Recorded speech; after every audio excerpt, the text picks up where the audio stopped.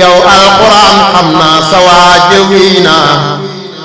jàmbaar ja dëkke woon durus la dem naa.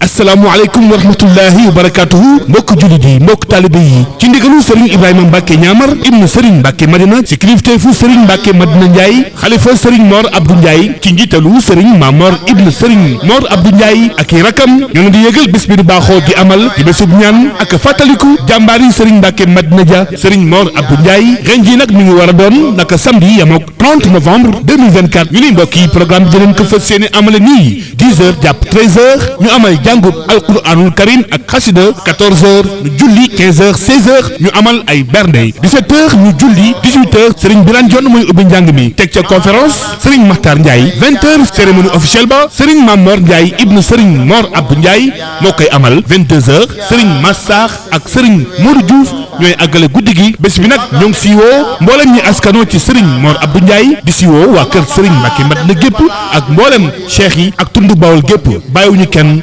fàttewuñ ñenn. yàlla na nu buur sàmm tamay nu diina ci barke Sëñ Mbacke borom Madina.